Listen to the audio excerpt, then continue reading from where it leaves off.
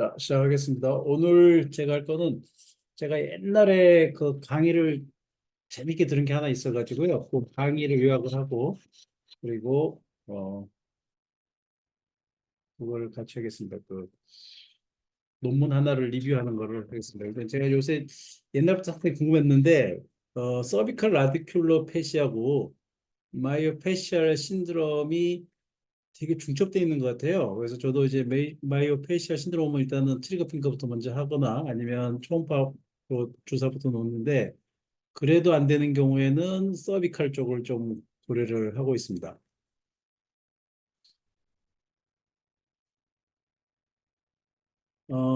어퍼 트라페지알, 인터 트라페지알 페인이 많죠. 그래서 보통은 이제 아무 생각 없이 다 마이오페시알 신드롬을 생각하는데 사실은 서비컬 스파인의 심톤도 많이 있고요.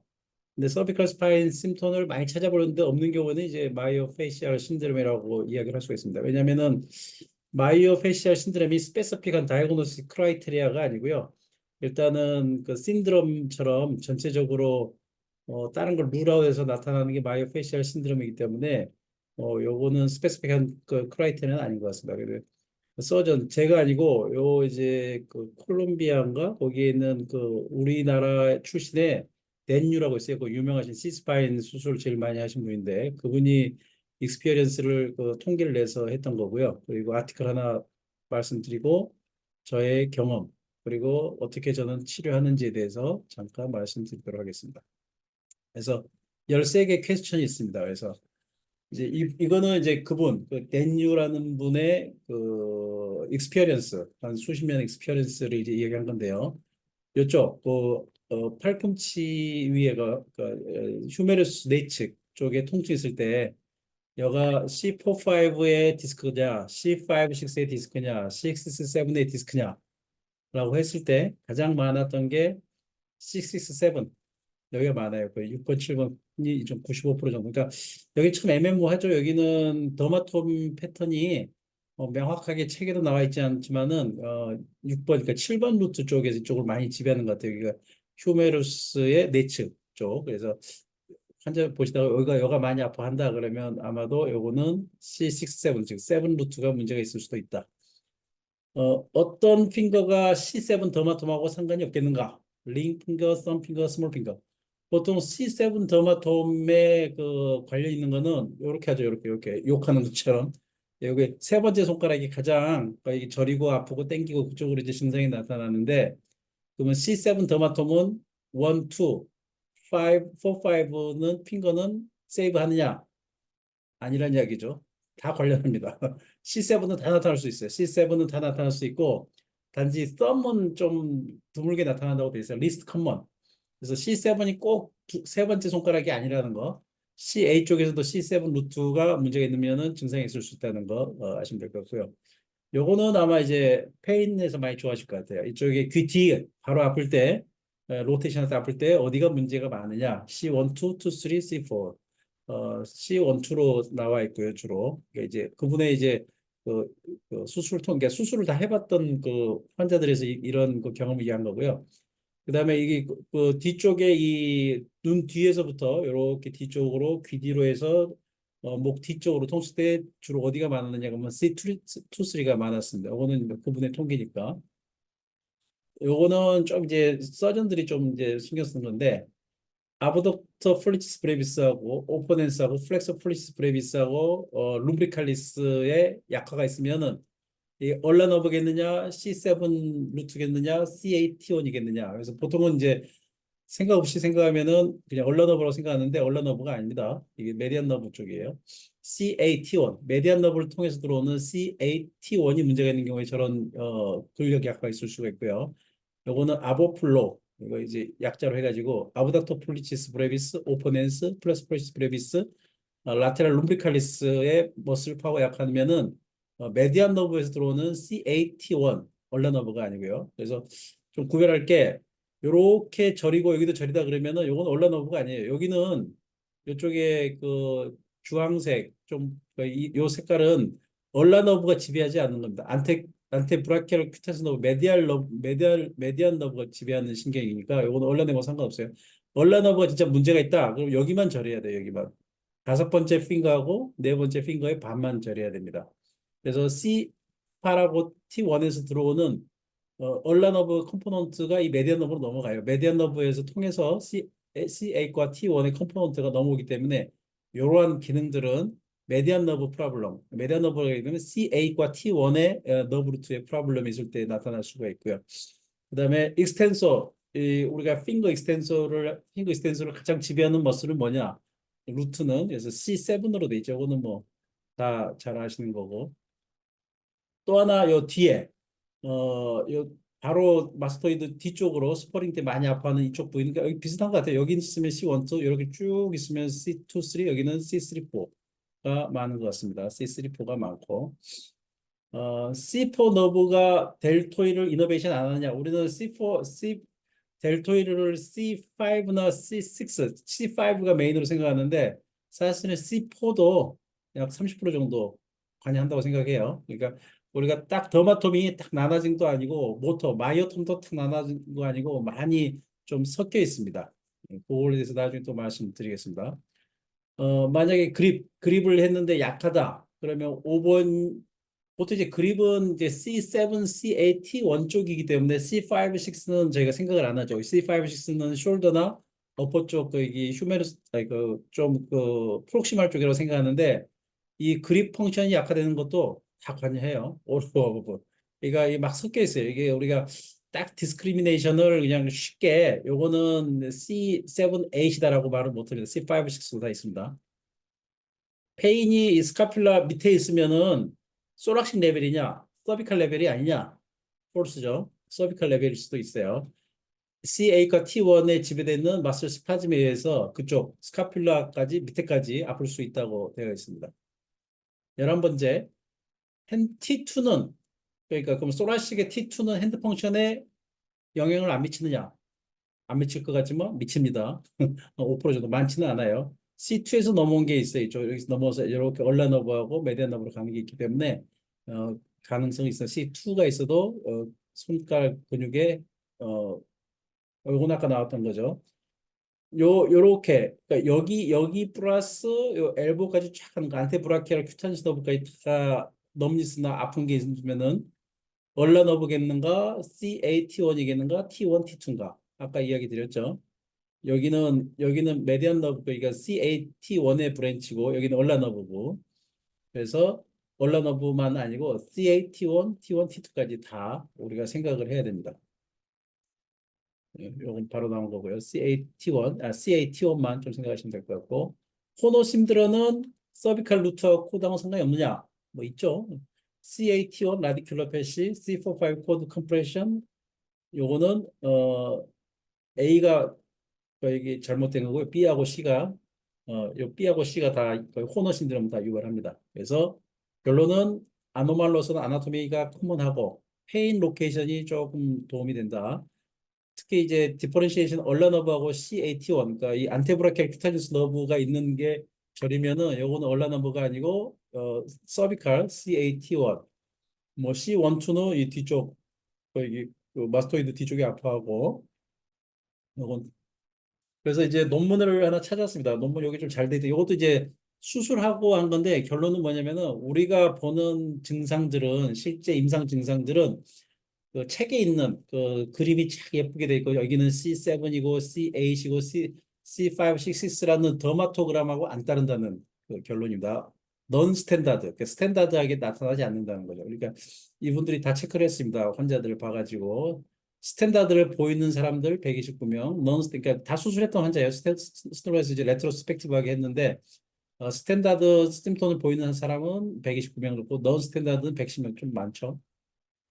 그래서 나디큘라 심톤이 넌 스탠다드 패턴을 했을 때 넌 스탠다드 네, 스탠다드 패턴은 요 C3, 4, C4, 5 여기 좀 프록시말 포션이죠. 그러니까 이 넥 페인이라든지 숄더 위쪽의 페인 경우에는 좀 스탠다드하게 나타나는 경우가 많은데 나머지 C5, 6, C6, 7, C7T1는 반반이에요. 반반. 무슨 말이냐면은 우리가 C6라고 그래서 꼭요 어퍼암 쪽으로 통증이 있는 게 아니고 숄더도 있고 네 개도 다 통증이 C7도 손가락만 통증이 있는 게 아니고 다 있을 수 있다는 이야기입니다. 넌 스탠다드가 있다는 게 거의 반으로 나타나요. 스탠다드, 넌 스탠다드가. 너무 중요한 거 아니고요. 그다음에 입시라테랄 렉 페인이 라디큘러 팻이 있는 레벨에서 나타나냐? 거의 다 나타나요. 거의 다. 그러니까 C3-4가 눌려도 넥 페인이 있고 C4-5가 눌려도 뭐 한 80, 70%에서 넥 페인이 있고 C7 거의 81%가 넥 페인은 라디큘러 팻이 있으면 다 같이 나타납니다. 그러면 숄더 페인 그쪽에 숄더 페인은 얼마나 나타났느냐? 숄더 페인도 은근히 많이 나타나요. 거의 60, 요 정도 이제 토탈이 59%, 거의 60%가 숄더 페인도 다 있어요. C7, T1도 다 있고. 그래서 넥하고 숄더 페인은 거의 다 많이 나타난다고 생각하시면 되고. 그다음에 어 위드아웃인가 이게? 위드아웃. 위드 노 그러니까 디지털 라디큘라 심톤 없이 우리가 흔히 말하는 그 트라페지오 신드롬이죠. 그 마이오페시얼 신드롬, 넥 페인, 트라페지얼, 월 숄더 페인이 나타나는 정도가 얼마나 되느냐? 이렇게 많아요. C3 아이솔레이트드 넥 디지털 라디큘라 심톤이 없이 나타나는 경우가 C3폼 당연히 많죠. 근데 위로 여기 밑에 있는 것도 밑에 증상, 밑에 디지털 라디큘라 심톤이 없이 아이솔레이티드, 마치 마이오페시얼 신드롬처럼 나타나는 게 있습니다. 이만큼. 토탈에서 한 19%, 20% 정도가 마이오페시얼 신드롬처럼 나타나요. 증상들이. 그래서 디스커션이 좀 중요한 것 같은데 여기서는. 그래서 스탠다드 패턴은 단지 54%. 우리가 책에서 보는 C3, C4, C5, C6, C7, T1의 더마톤 패턴은 단지 반띵입니다. 다 믿으면 안 되고요. 그다음에 프록시말 서비칼 레벨, 그러니까 C3-4까지 생각하죠. C1, 2, C2, 3, C3-4는 프록시말 심톤 나타나요. 프록시말 심톤이라는 넥하고 그러니까 이게 어깨까지죠. 넥, 어깨, 좀 프록시말, 뭐 트라페즈스까지 할 수 있고, 프록시말 심톤도 나타나고 디지털 심톤도 같이 나타납니다. 그렇다면 디지털 서비컬 레벨은 안 나타나느냐? 얘도 다 나타나요. 아까도 봤지만 다 나타나요. 그러니까 서비컬 레벨은 프록시말이든 디지털이 다 나타날 수가 있습니다. 그래서 왜 이런 현상이 일어나느냐?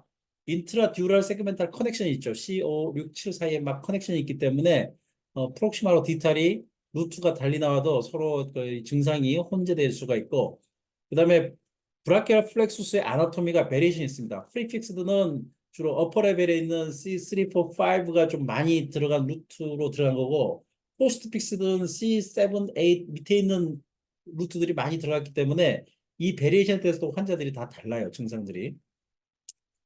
그래서 입시라텔라 렉 페인, 인터스칼 페인, 숄더 페인만 나타나는 경우 루트 레벨에 상관없이 자주 나타납니다. 레스 커먼.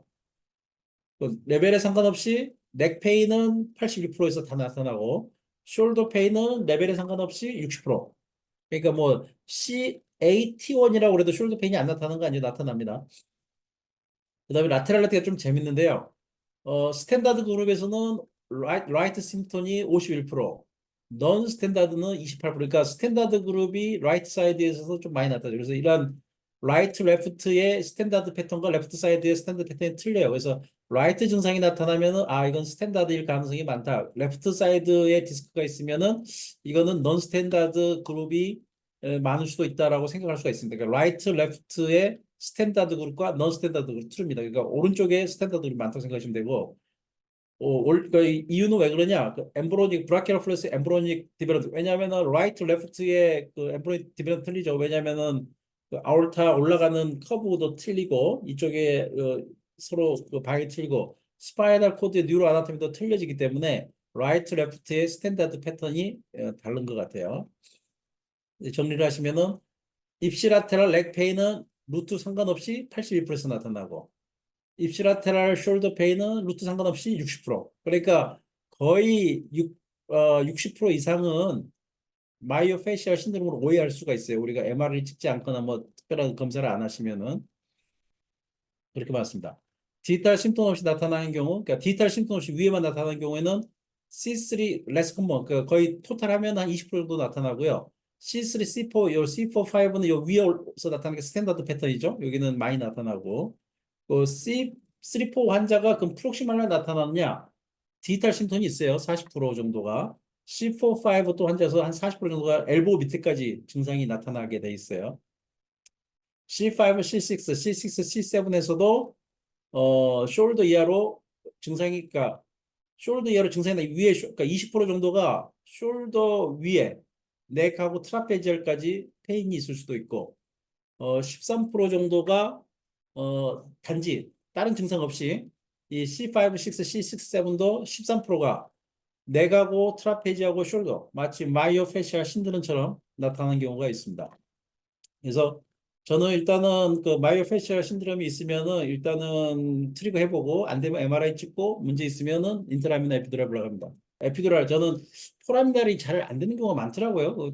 또 많이 아파하시고 그래가지고 이게 인트라미나는 되게 편해요. 이렇게 센터링을 먼저 해놓고요. 이렇게 센터링 해놓고 시암 보고 또 시암 싫어하는 사람은 안 하겠구나. 네, 잘 닦고. 내려야 돼.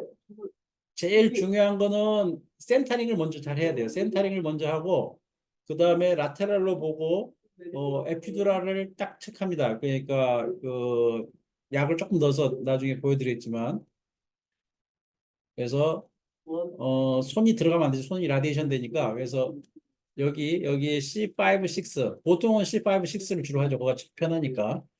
C5 아니면 레벨이 있으면은 C6, 7이나 C4, 5가 디스크가 있으면 거기다 하고요. 이렇게 이제 센터링을 먼저 잘 해야 돼요. 그러니까 이게 인터스피너스 스파인과 스파인 사이에 정확히 꽂고 일단 여기서 이제 중요한 거는 라테랄로 돌립니다. 시암을 라테랄로 돌리고요. 라테랄로 잘 돌려서 요가 제일 중요해요. 여기서 이제 그 다이를 좀 넣어놓고 살살살 누르면서 에피두랄 스페이스로 들어가는 게 쫙 보이는 게 보이거든요. 그거 한번 보시면은 쉽습니다. 그래서 또 하나 중요한 거는 저는 리도케인을 안 써요. 전번에도 제 후배 중에 하나가 뭐 여기 그 환자가 코마에 빠졌던 사람이 하나 있는데 아마 그때 리도케인 썼던 것 같아요. 저기 보시면은 C5, 6 같은데 그래서 여기다 라디오그라핀을 조금 집어넣고요. 어, 여기까지 요거 이제 라미나 라미나를 지나가야 됩니다. 그래서 정확하게 확인하고 이게 항상 센터에 있습니다. 센터에 있어야 되고 이게 약간 옆으로 나가면은 잘 안 돼요. 옆으로 나가면은 깊이가 길어지고 이게 이제 라디오그라핀이죠. 라디오그라핀을 이렇게 쏘고 여기서 이제 조금만 더 들어가면은 아주 리니어하게 에피드로그램이 그려져요. 그래서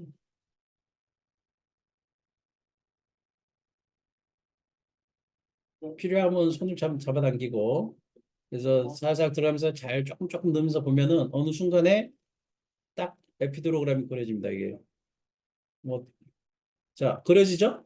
요때 주사 나면 좋아요. 그래서 보통 제가 쓰는 거는 덱사 1cc, 1cc에 노멀 셀라인 한 2cc에서 3cc 쓰는데 리도케인은 안 써요. 리도케인은 사고가 많이 납니다. 이게 에피두랄을 안 하는 이유가 리도케인에 의한 사고 때문에 많이 안 하시고 그리고 리도케인 안 써도 좋아요 결과. 그래서 그 트라페지알 신드롬이나 그 마이오페시얼 신드롬을 오해했던 환자들 그걸로 많이 괜찮아졌고요. 이번에 그 버펫의 그 단짝인 찰리 먼거가 죽었죠. 99세 때. 찰리 먼거가 이야기했던 게 있어요. 항상 배우는 사람은 인생에서 성공하리라 라고 하였습니다. 감사합니다.